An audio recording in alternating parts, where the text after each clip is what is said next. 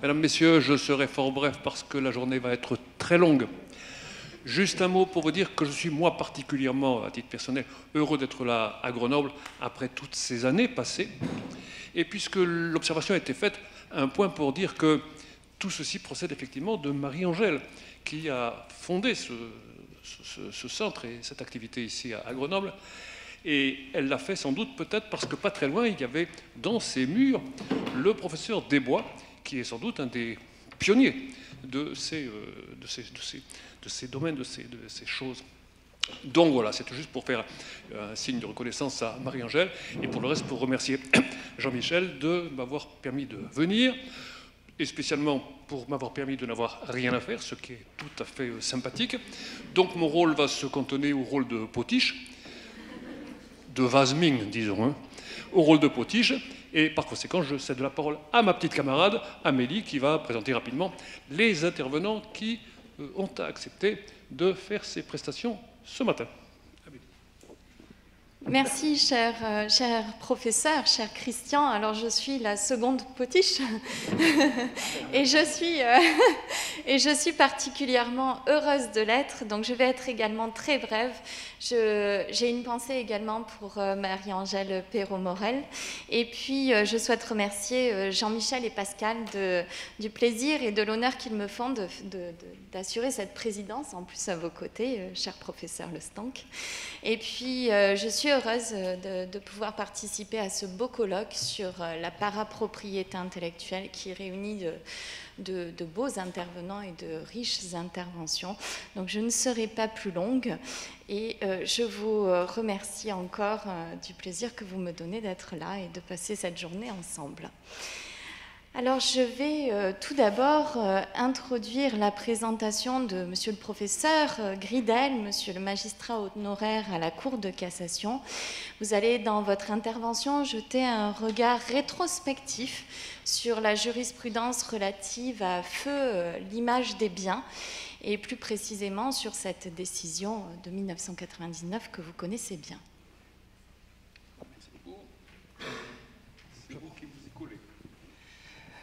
Merci, Monsieur le Président.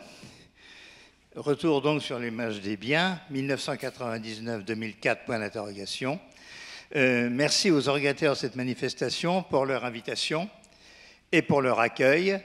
Petite précision, les arrêts de la Cour de cassation ne sont jamais, même s'il était rapporteur, les arrêts de M. Gridel, mais les arrêts de la Chambre. On est 8 ou 9 et des tensions internes peuvent se manifester, mais en cas de besoin, on vote, comme dans les jurys d'agrég. Bon.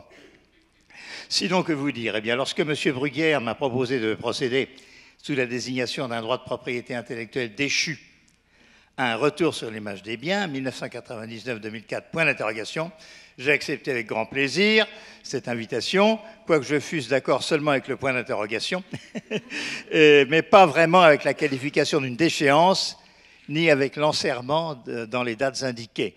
Mais enfin, c'est la richesse de la doctrine que d'avoir des controverses.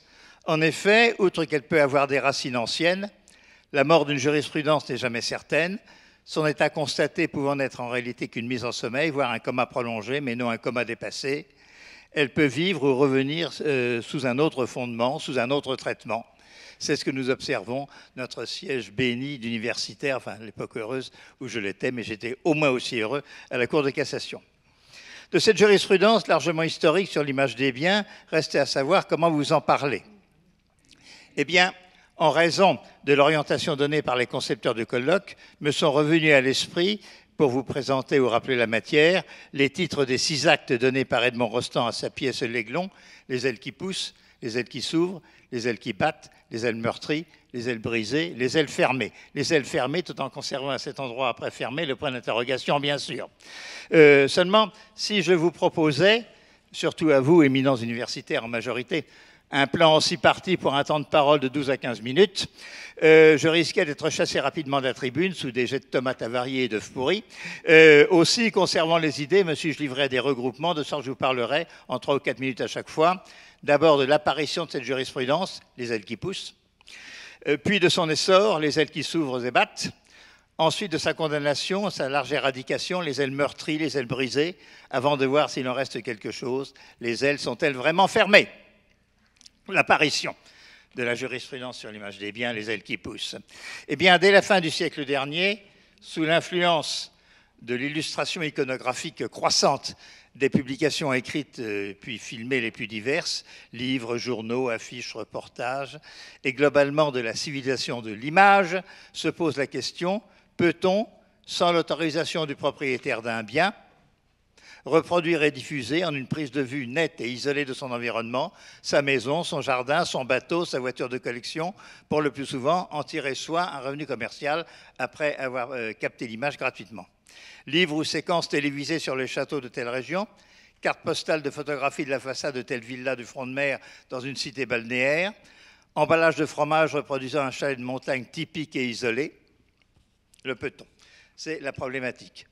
Un vieil arrêt de 1926, un vieil arrêt pénal, disait déjà, contre le conservateur du musée Rodin, qu'il n'y avait pas eu contrefaçon de la part de la société Hachette à éditer un livre d'histoire comportant des petites gravures représentant 3 œuvres intégrales du grand sculpteur, car cet ouvrage d'enseignement général, les idées ont la vie dure, elles viennent parfois de loin, cet ouvrage d'enseignement général, les reproductions litigieuses présentaient le caractère de simple citation, faisaient corps avec le texte de l'auteur de ce livre d'enseignement et étaient inutilisables et sans aucune valeur en dehors de l'ouvrage auquel elles étaient incorporées.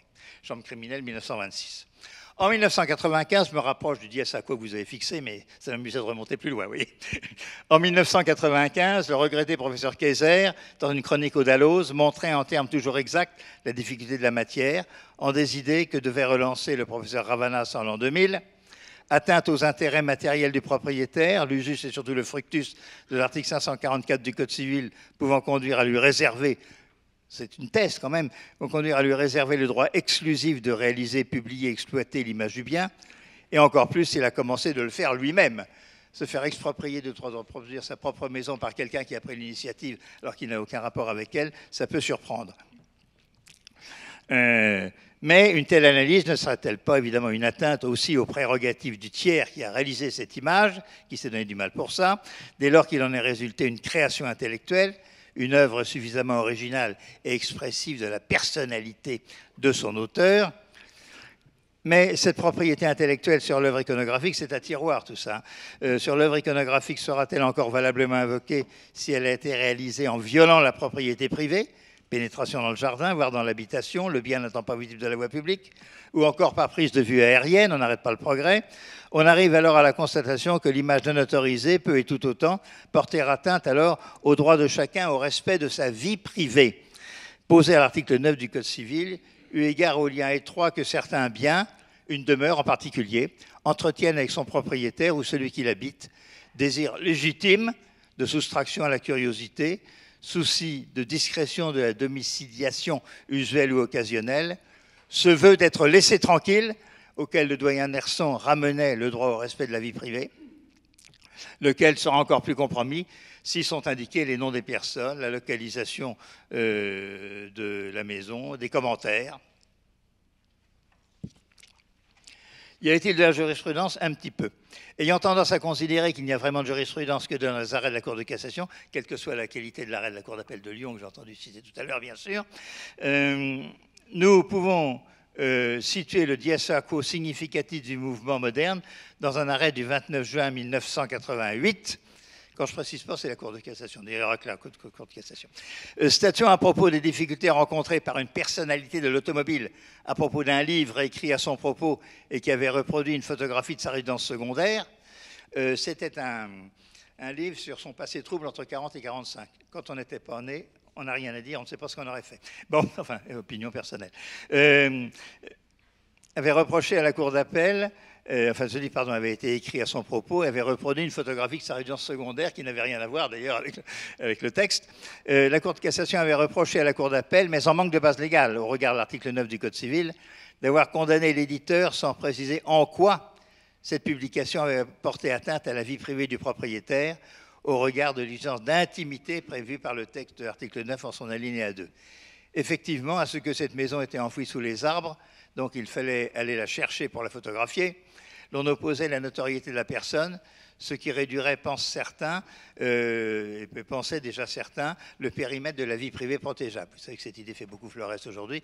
Et aussi sa non-réaction à des articles antérieurs semblables faisant état de cette résidence. C'est l'époque, je ne sors pas du sujet, c'est l'époque, arrêt du 4 octobre 1989, un an plus tard donc, et ce contexte importe, c'est l'époque où un grand industriel avait perdu son procès contre un hebdomadaire qu'il avait inclus dans une enquête très documentée et nominative sur les 100 Français les plus riches. Arrêt de rejet après contrôle léger, la Cour d'appel, en effet, avait pu estimer, mal rédigé cet arrêt, avait pu retenir, puisque c'est du droit, que n'avait pas trait à l'intimité de la vie privée des renseignements d'ordre purement patrimonial, exclusifs de toute allusion à la vie et à la personnalité de l'intéressé. L'on était, ajoutait notre Cour suprême, sur le terrain des fins d'information du public, qui n'était pas illégitime, bien sûr, peu important une compromission éventuelle de la sécurité de la personne et de sa famille. Il est bien certain que lorsqu'on enlève un enfant contre rançon, on choisira plutôt un gosse de riche qu'un gosse de pauvre. Comme ça, oui. Et donc, il n'y avait pas eu de trouble manifestement illicite. Ceux d'entre vous qui connaissent la suite de l'histoire auront remarqué l'apparition de certaines interrogations ou formules ou éléments de débat qui reviendront. Mais il est temps de passer par le café Gondré. Il se réduira pour l'instant à un verre d'eau. Par le café Gondré, puis de se promener à l'endroit de l'amarrage d'une péniche à caractère, avant de gagner l'estuaire du Trieux et enfin le Cap Ferret. Donc, après l'apparition timide de la jurisprudence, des ailes qui poussent, passons, deuxième partie, à son essor. L'essor de cette jurisprudence. On va alors constater que les ailes s'ouvrent et battent, mais pas dans la même direction.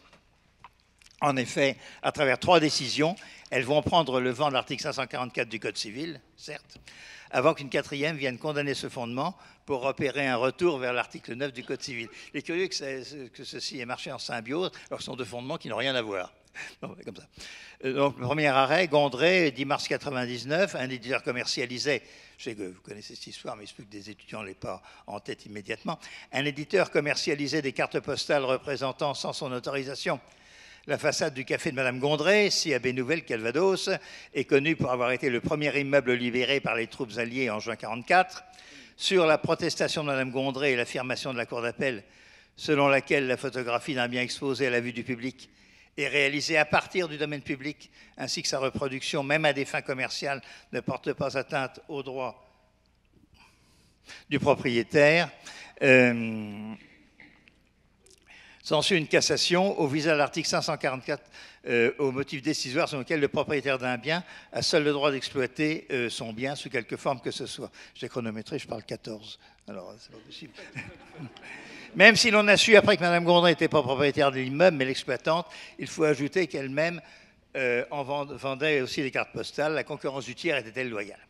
Bon, en l'an 2000, même inspiration d'un arrêt de rejet, les juges du fond caractérisent le trouble manifestement illicite causé au propriétaire d'une péniche, justifiant une mesure d'interdiction de diffusion de cartes postales la représentant, en retenant que cette péniche était le sujet principal de l'image. De cet arrêt sur référé, l'on pouvait induire tout de même qu'il en aurait été autrement si le bien n'avait été que reconnaissable au sein d'un paysage. Enfin, en 2001, sur un cliché du reste magnifique, réalisé par un photographe professionnel qui représentait l'estuaire du Trieux et utilisé par le Comité régional du tourisme de Bretagne, apparaissait au premier plan un îlot dont le propriétaire, qui s'était opposé ès-qualité préalablement à cette diffusion, avait obtenu en appel l'interdiction. La cassation fut prononcée parce que l'arrêt déféré ne précisait pas en quoi cette exploitation de la photographie par les titulaires du droit incorporel portait un trouble certain au droit d'usage et jouissance du propriétaire. Donc l'article 544 demeurait au cœur du débat, mais l'exigence d'une motivation sur le trouble apporté au droit d'usage et de jouissance pouvait annoncer le glas de ce fondement. Troisième et dernière partie, l'éradication. Un arrêt pivot fut rendu en juin 2003 par la deuxième chambre civile à la suite d'un transfert de compétences. Cet arrêt de rejet mais de principe énonçait, fondamental, avant l'arrêt de l'Assemblée plénière, d'une part, que la Cour d'appel avait justement retenu que la publication dans la presse de la photographie de la résidence de M. X, accompagnée du nom du propriétaire et sa localisation précise, portait atteinte au droit de M. X au respect de sa vie privée. D'autre part, en un obiter dictum qui était surabondant mais erroné, le motif selon lequel le droit à l'image serait un attribut du droit de propriété. Le terrain était ainsi préparé pour mettre fin au fondement par atteinte au droit de propriété, tel qu'il a résulté ensuite de l'arrêt de l'Assemblée plénière du 7 mai 2004. Dans cette affaire, un promoteur immobilier normand avait confié à un professionnel de la publicité la confection de dépliants comportant, outre des informations relatives à la future résidence à édifier, à la reproduction de la belle façade d'un hôtel historique situé dans la ville de Rouen, sans solliciter l'autorisation de la société propriétaire. Cette société ayant demandé en cette dernière qualité la réparation du préjudice qu'elle dit avoir subi du fait de cette utilisation de l'image de son bien, de son hôtel, de son bel hôtel 18e de centre-ville, elle fut déboutée et la Cour de cassation rejeta le pourvoi, construit, lui, sur la violation de l'article 544, en énonçant que le propriétaire d'une chose ne dispose pas d'un droit exclusif sur l'image de celle-ci. Bon, la phrase traîne maintenant dans tous les bons manuels et même dans les autres, qu'il peut toutefois s'opposer à l'utilisation de cette image par un tiers lorsqu'elle lui cause un trouble anormal. Il est vrai que le fondement en l'espèce laissé de côté, l'article 9 du Code civil, n'aurait guère été pertinent, tant la vie privée des personnes morales peut paraître une construction artificielle, déniée depuis, puisque un arrêt de la première chambre civile de 2016, on a beau être à retraite, on continue à regarder ce qu'ils font, a décidé que les personnes morales n'avaient pas de vie privée. Était-ce un glissement vers la responsabilité civile? L'énigme du trouble anormal causé par l'image d'une chose, écrivait alors M. Dreyer en septembre 2006. Quoi qu'il en soit, la réalisation et la commercialisation de l'image du bien approprié, sans l'autorisation du propriétaire, cesserait a priori de porter atteinte à ses prérogatives. C'est également aussi, indépendamment de triomphe d'idées plus exactes, aussi parallèlement le triomphe d'un lobby, celui qui, à travers ses parties prenantes, capture bi et torbi gratuitement les images les plus diverses et les stocks, les banques d'images, pour les revendre parfois fort cher à des sociétés de presse, à des éditeurs, des journaux et des publicitaires. Derrière le paravent de la liberté de la création intellectuelle se cache parfois une conception extensive de la liberté du commerce et de l'industrie. Restait toutefois indemne l'intuition jurisprudentielle première, celle de l'atteinte à la vie privée réalisée par la captation de l'image du bien, ce qui permet de se demander, les deux ailes sont-elles fermées? Je vais passer rapidement sur deux, trois petites choses que je comptais dire. Dans les 2 ans qui ont suivi l'Assemblée plénière, 2 décisions. 5 juillet 2005, un rejet, mais à la motivation significative par les a contrario raisonnables qu'elle permettait. 2 sœurs célibataires habitaient au fond d'une province une maison de famille du XVIIIe siècle, laquelle s'était trouvée reproduite sans autorisation dans un ouvrage récent, intitulé « Le patrimoine des communes de France », avec pression historique, architecturale, localisatrice. Bon. Déboutées de leur demande de dommages et intérêts en appel, les 2 femmes invoquaient devant la Cour de cassation en violation de l'article 544, il a la vie dure, toujours sur cette idée que par la publication litigieuse, faite à titre onéreux bien sûr, l'éditeur s'attribuait une partie de l'utilité économique du bien, contraire à l'exclusif du fructus.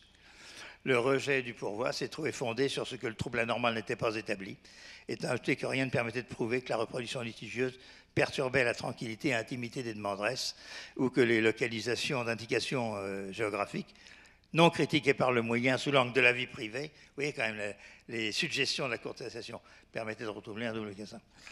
Plus intéressant encore, un arrêt de 2006, de cassation cette fois, se fondait, selon un titre de commentaire de M. Bruyère sur l'image du bien considéré comme possible révélateur de la vie privée des personnes. L'intérieur de locaux tenus à bail HLM avait été photographié par la société mandatée pour y accomplir des travaux de salubrité, et le bailleur avait ultérieurement produit ces clichés à l'appui de conclusions entendant établir le désordre des lieux. Les preneurs avaient vu là une atteinte à leur vie privée, mais l'arrêt d'appel avait écarté l'idée en considérant que les pièces d'un appartement ne constituaient pas un élément de personnalité et ne relevaient pas du droit à l'image, en ajoutant que les photographies litigieuses, exclusivement communiquées dans un contexte procédural entre personnes tenues au secret professionnel, n'avaient jamais été diffusées. Violation des articles 9 du Code civil et 8 CEDH, désormais hybridés pour la postérité, alors que d'une part le droit de chacun au respect de sa vie privée s'étend à la présentation interne des locaux constituant le cadre de son habitat, et d'autre part que l'utilisation faite des photographies qui en sont prises demeure soumise à l'autorisation de la personne concernée. L'annotateur précité soulignait que l'image d'un intérieur révélera un goût de l'ordre ou du désordre, une richesse ou une pauvreté qu'on souhaite dissimuler, et ajouterai-je des goûts en matière d'art ou de décoration, ainsi qu'accrocher au mur au besoin des paysages ou des personnages, témoignant de sympathie historique ou politique personnelle, sans oublier les gravures qui, elles aussi, pourraient ne pas être du goût de tout le monde. C'est chez moi, j'affiche ce que je veux. On doit toutefois se demander si l'évolution postérieure, avec l'émergence énergique du droit à la preuve, ne fragilise pas cette construction, longtemps aujourd'hui à considérer, vous le savez, que l'on peut autoriser la production en justice d'éléments attentatoires à la vie privée si c'est le seul moyen probatoire possible et s'il est proportionné aux intérêts antinomiques en présence. Alors ça, c'est une des arabesques extraordinaires du droit au juge, du droit au procès équitable. Vous n'avez pas un procès équitable, donc vous n'accédez pas convenablement au juge si vous ne pouvez pas produire tous les éléments authentiquement démonstratif que vous pourriez détenir. Quoi qu'il en soit, après ces deux arrêts, j'ai presque fini, il semblait acquis que la diffusion de l'image du bien, précise et assortie aux besoins de commentaires, était de nature à porter atteinte à la vie privée de son propriétaire ou utilisateur, tel qu'il est approprié ou utilisé. Et cette dernière remarque montre d'ailleurs l'infirmité du fondement de l'article 544, parce que chacun a droit au respect de sa vie privée, pas seulement les propriétaires. Tout le monde a droit à... Mais le mouvement a continué. Mais on peut se demander si l'image du bien, lorsque sa révélation porte atteinte à la vie privée, n'est pas extrêmement menacée par un arrêt que je trouvais personnellement très inquiétant. Dans l'année 2019, à l'automne 2016, alors que sévit notamment en Mayenne un mouvement des producteurs laitiers contre le groupe Lactalis, accusé de pratiquer des prix trop bas, une société de télévision diffuse un reportage consacré à cet important sujet d'actualité et porteur d'un débat d'intérêt général qu'il fallait certes sérieusement traiter. Il n'y a pas le contraire. Toutefois, était-il nécessaire à la qualité de l'information sur un sujet économique et social, même actuel, au-delà de la mention du nom du président du groupe, d'indiquer la localisation précise du château constituant sa résidence secondaire dans le département, d'ajouter l'itinéraire à suivre pour gagner la commune concernée, d'en reproduire des photographies prises notamment par voie aérienne? Il paraît que oui. Il paraît que oui, les juges du fond ont pu le faire. Il paraît que oui, au terme d'une savante mise en balance des intérêts en présence au regard des 7 critères que nous a délivrés la Cour de Strasbourg, le droit à l'information du public légitimait globalement l'atteinte portée à la vie privée du dirigeant par l'image et la localisation de sa résidence, dès lors que l'intéressé avait par le passé fait preuve de tolérance, que l'intégralité de son patrimoine n'était pas détaillée, mais encore heureux quand même, et que le journaliste n'avait pas pénétré dans la propriété privée. Bon. Les nécessités de l'information, commode paravent de l'indiscrétion. La vie privée, un mur au XIXe siècle, une clôture transparente aujourd'hui. Merci de votre patience, Monsieur le Président. Merci, Mesdames, Messieurs, de m'avoir écouté.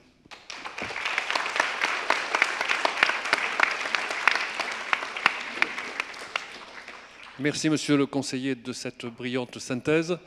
Je suis désolé de vous avoir un peu coupé les ailes, mais pour le surplus, je passe la parole à notre amie Amélie, qui va passer la parole à notre voisine d'à côté. Voilà. On a un ordre bien établi. Alors, chère Madame Glaise, je suis chargée de vous introduire et donc vous êtes l'auteur d'une très belle thèse sur la protection de l'image des biens qui questionnait déjà les modèles de propriété et de responsabilité. Vous êtes également co-auteur de l'ouvrage avec Jean-Michel Bruguière sur les droits de la personnalité. C'est donc le regard d'une grande spécialiste de l'image des biens qui va nous éclairer sur le rapprochement de ce droit avec la parapropriété intellectuelle, mais cette fois-ci avec un regard plus prospectif, peut-être rétrospectif, peut-être plus optimiste. Alors déjà, je voudrais remercier très rapidement, mais très chaleureusement Jean-Michel et Pascal pour cette invitation. Alors, comme l'a dit Amélie, l'image des biens, c'était mon sujet de thèse. Je suis très heureuse d'y revenir aujourd'hui, alors d'autant plus que je suis entourée par mon directeur Jean-Michel, par Valérie Laure, qui était dans mon jury. Donc c'est un véritable retour vers le passé pour moi. Merci pour cette petite cure de jouvence. Après ce panorama de la jurisprudence magistralement dressé par Jean-Pierre Gridel, je vous propose vraiment ici de confronter le droit à l'image des biens tel qu'il a existé entre 1999 et 2004 à la notion de parapropriété intellectuelle et plus largement à la propriété intellectuelle. Alors nous allons vraiment nous concentrer sur cette période ici du rattachement à la propriété, donc entre l'arrêt Gondré et l'arrêt Hôtel de Gironcourt. Pourquoi pouvait-on à l'époque parler d'un droit de parapropriété intellectuelle? Quels étaient les contours de ce droit, ses particularités? Et plus précisément, peut-être pour tenter d'expliquer sa chute, il faut rechercher en quoi ce droit sur l'image des biens se distinguait des autres droits de parapropriété intellectuelle que nous allons évoquer aujourd'hui. Pour cela, alors, il est nécessaire de bien cerner la parapropriété intellectuelle. Jean-Michel nous l'a dit, il s'agit de monopoles voisins de la propriété intellectuelle, des droits qui sont très proches, mais sans pour autant entrer dans son champ. On a vraiment ce préfixe para, c'est une propriété qui est à côté de la propriété intellectuelle, qui lui ressemble, qui s'en inspire. Sur ce point, nous verrons que le droit consacré par l'arrêt Gondré présentait bien cette proximité avec la propriété intellectuelle et plus particulièrement avec le droit d'auteur. Une particularité semblait néanmoins marquer le droit à l'image des biens, dans la mesure où il ne se contentait pas de s'inspirer de la propriété intellectuelle, d'évoluer à côté d'elle, il était susceptible d'entrer directement en conflit avec elle et de remettre en cause certains de ses principes directeurs. Évidemment, cette potentialité de conflit ne suffit sans doute pas à expliquer sa chute, puisque nous parlons d'un droit déchu. Toutefois, elle nous permet de comprendre qu'avec l'image des biens, nous étions à la fois dans la proximité et dans le conflit, c'est-à-dire pour jouer avec les préfixes, à la fois dans de la parapropriété intellectuelle et dans de la contrapropriété intellectuelle. Alors revenons sur ces deux points. Tout d'abord, la parapropriété intellectuelle, l'idée de voisinage, de ressemblance. A priori, la problématique de l'image des biens semble éloignée de la propriété intellectuelle lorsqu'en 1999, la Cour de cassation affirme que l'exploitation d'un bien sous forme de photographie porte atteinte au droit de jouissance du propriétaire. Le fondement est l'article 544 du Code civil. Le rattachement se fait par le fructus. Le droit de jouissance emporte le droit d'exploiter son bien sous quelque forme que ce soit, donc sous forme d'image. Ici, il s'agit simplement d'une consécration du principe de plénitude des compétences du propriétaire sur la totalité de son bien. Ainsi, même si nous utilisons ce terme par commodité de langage, il faut bien comprendre que la Cour de cassation ne consacrait pas à proprement parler un droit sur l'image du bien. Le seul droit en cause était le droit de propriété sur le bien. Dans ces conditions, pourquoi parler d'un droit de parapropriété intellectuelle ? Tout simplement parce que l'extension de l'assiette de la propriété, du bien corporel à son image, conduisait indirectement à reconnaître au propriétaire un monopole sur une chose incorporelle. La formule selon laquelle le propriétaire a seul le droit d'exploiter son bien sous quelque forme que ce soit évoque d'ailleurs irrésistiblement les monopoles de propriété intellectuelle, et notamment l'article L123-1, selon lequel l'auteur jouit sa vie durant du droit exclusif d'exploiter son œuvre sous quelque forme que ce soit. Ici comme là, il y a exclusivité, il y a pouvoir d'interdire certains actes, il y a monopole. Le monopole issu de l'arrêt Gondré se distinguait néanmoins des monopoles de propriété intellectuelle dans la mesure où il était reconnu en l'absence de tout processus créatif, en l'absence de tout investissement. D'ailleurs ici, il se distinguait aussi des autres droits de parapropriété intellectuelle que nous allons évoquer, qui sont fondés pour la plupart sur l'investissement économique. En matière d'image des biens, le droit est contenu dans le titre de propriété, il ne nécessite aucune action positive, travail, effort, création, investissement de la part du propriétaire. Les fondements des monopoles sont donc bien différents. Cela n'empêche pas pour autant l'existence d'un certain nombre de points de convergence qui concernent tant l'objet du monopole que son contenu ou ses limites. Sur l'objet, pas de difficulté pour les droits de propriété intellectuelle, on sait qu'ils portent tous sur un objet incorporel. En revanche, l'analyse est plus complexe pour l'image des biens, puisque, nous l'avons vu, la Cour de cassation se contentait d'étendre le droit de propriété sur le bien à sa dimension incorporelle, à savoir l'image du bien. Concrètement, il s'agissait de considérer que la chose et son image ne forment qu'une seule entité soumise au monopole du propriétaire. Il n'en demeure pas moins que le propriétaire se retrouve bien investi de prérogatives touchant à la dimension incorporelle de son bien. Il devient maître de l'image. Cette analyse se confirme si l'on s'intéresse au contenu des prérogatives, au contenu du monopole, les prérogatives du propriétaire se traduisaient par la reconnaissance, par la consécration d'un véritable droit de reproduction au profit du propriétaire, droit de reproduction qui évidemment rappelle celui de l'auteur. Alors à l'époque, certains s'en souviennent peut-être, le professeur Zenati avait d'ailleurs mené une réflexion sous cet angle du droit de reproduire les biens, où il considérait que la reproduction, la mise en image était une utilité de la chose. Pour les spécialistes de propriété intellectuelle, cette reconnaissance d'un droit de reproduction hors du cadre du droit d'auteur résonnait au contraire comme une sorte d'empiètement du droit commun sur le droit spécial. En tout état de cause, avec cette analyse sur le terrain du droit de reproduction, on perçoit bien cette proximité entre le droit à l'image des biens et le droit d'auteur. Cette proximité, elle est également perceptible si on s'intéresse aux limites, aux exceptions du monopole, puisque un certain nombre d'exceptions du droit d'auteur ont été naturellement transposées à l'image des biens par la jurisprudence ou par la doctrine. Alors, tel est le cas notamment de l'usage privé.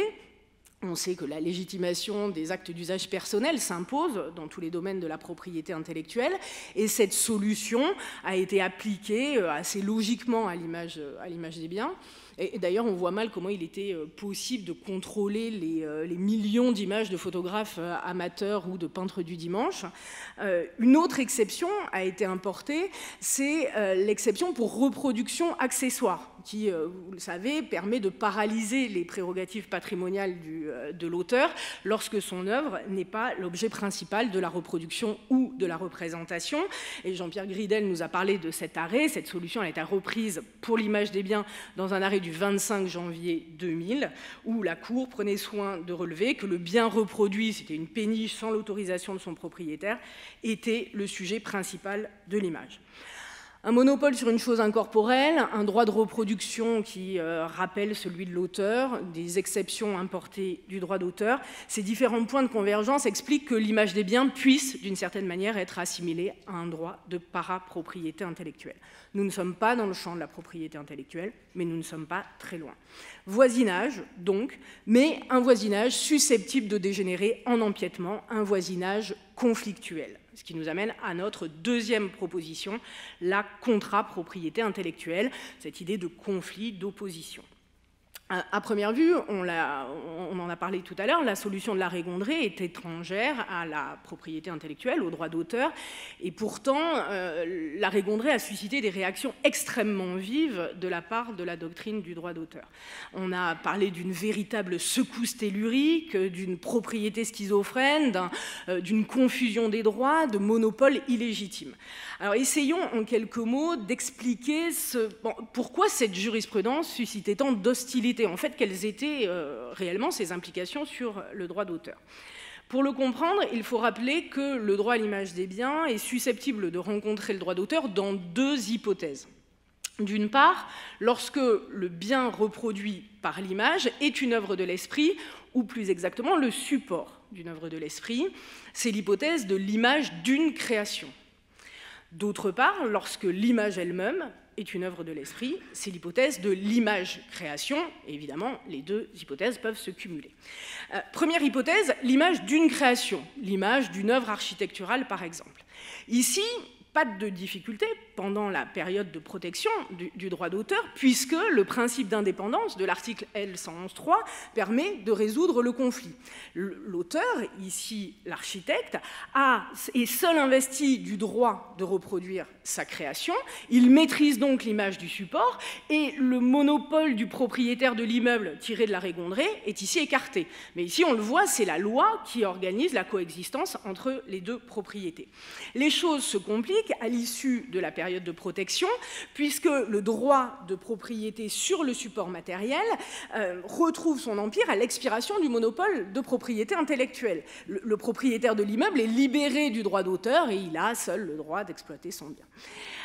En ce sens, la jurisprudence sur l'image des biens apparaissait comme une véritable remise en cause du principe même du domaine public en droit d'auteur et donc des fondements de la propriété intellectuelle. Deuxième hypothèse, l'image-création. L'image-création, une photographie originale d'un animal, d'une péniche ou d'une maison. Comment concilier ici le droit du propriétaire et le droit exclusif de reproduction du photographe? L'article L111.3, ici, ne nous est d'aucune utilité, puisque L111.3, il va régler le conflit entre le photographe et le propriétaire du cliché pas entre le photographe et le propriétaire de l'animal, de la péniche ou de la maison. Ici, les conséquences de l'appropriation de l'image étaient doubles. Tout d'abord, en amont, une atteinte à la liberté de création, puisque si l'exclusivité sur le bien s'étend à l'image du bien, toute reproduction du bien sous forme d'image est soumise à autorisation du propriétaire. Les conséquences étaient particulièrement importantes en matière de photographie, puisque, contrairement à la peinture ou à la sculpture, l'art photographique nécessite toujours un point d'ancrage dans la réalité. Et ici, la quasi-totalité des photographies se retrouvaient soumises à autorisation, sauf à aller photographier des res nullius et des res communes. Ensuite, en aval de l'existence de la création, le droit sur l'image des biens venait compliquer l'exercice du droit d'auteur, puisque l'œuvre photographique restait dans la dépendance du propriétaire. Il existait, un petit peu comme en matière d'œuvre composite, un droit dans l'image qu'on ne pouvait pas ignorer, une sorte, si on veut continuer à jouer sur les préfixes, une sorte de métapropriété. Et en se plaçant du côté des professionnels de l'image, il n'était pas anodin d'admettre que la quasi-totalité des photographies devenaient des œuvres en situation de dépendance, des sortes d'œuvres composites. Ces éléments permettent peut-être de mieux comprendre les inquiétudes qui, alors, ont été exprimées par la doctrine du droit d'auteur et cette sensation, cette impression d'empiètement sur le terrain de la propriété intellectuelle. Parapropriété intellectuelle, mais aussi contrapropriété intellectuelle. Il existe évidemment d'autres conflits entre parapropriété intellectuelle et propriété intellectuelle. Il suffit de songer aux relations entre le droit des marques et les signes olympiques pour s'en convaincre. Pourtant, peut-être qu'ici, avec l'image des biens, on touchait davantage au cœur, au fondement, au principe directeur de la matière. Alors, est-ce pour autant que est-ce que c'est cette difficile, délicate conciliation avec la propriété intellectuelle qui explique la chute du droit à l'image des biens? Il est évidemment bien difficile de l'affirmer, il serait bien téméraire de l'affirmer. Quoi qu'il en soit, il ne fait aucun doute que la doctrine du droit d'auteur, dont certains membres sont présents ici, telle une doctrine de combat, a vraiment contribué à ébranler, à fissurer cet édifice qui avait été bâti en 1999. Le droit à l'image des biens, en tout cas celui qui est fondé sur la propriété, n'est plus, place désormais aux autres droits de parapropriété intellectuelle. Je vous remercie.